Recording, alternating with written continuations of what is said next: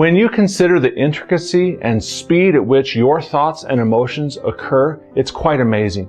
Our thoughts can fire at a rate of 1,000 words per minute, which is about 5 times faster than the pace that I'm speaking at right now.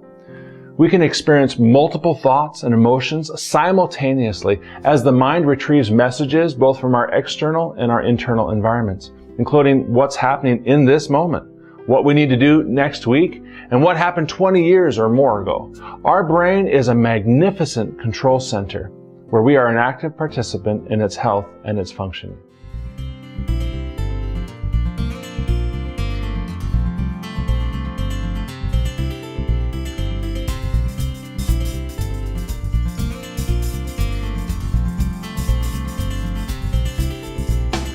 Think of a time when you got stuck in a bunch of difficult thoughts and emotions that spiked you into an escalated state.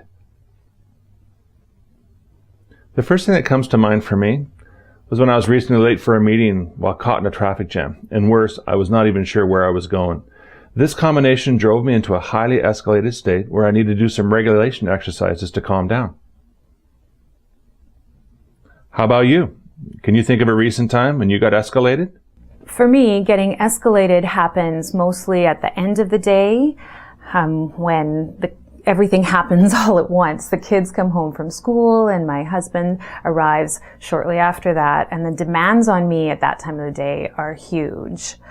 And if something else happens that I start to feel overloaded, or I get upset or hurt over something, then the stress starts coming on, and that shifts me into a fully escalated state. For me, what's most challenging about getting stuck in an escalated state is that my thinking's not very clear. My brain is just not at its best, and here's why. Under a brain scan, the middle and lower part of my brain would be lit up, indicating that I'm in a flight, fight, or freeze mode. When this happens, the frontal part of my brain is shut down, which is where our smarts are that help me to be my best and do my relationship successfully. When I get escalated, yeah, it's probably when I make the worst decisions.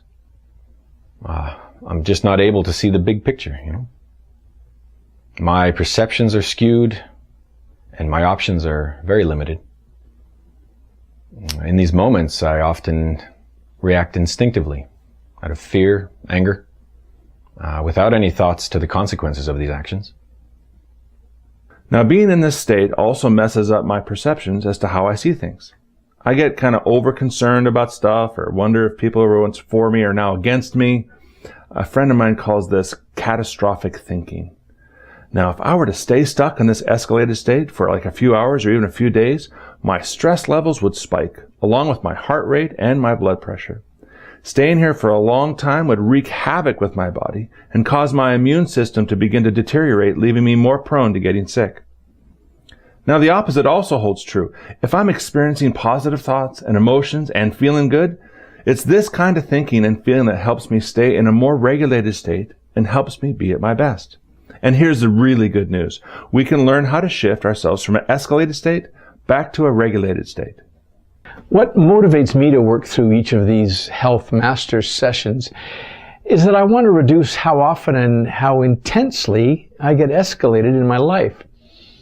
I find that when I'm in a regulated state, my overall stress level is much lower, and I'm able to think more clearly and make better decisions.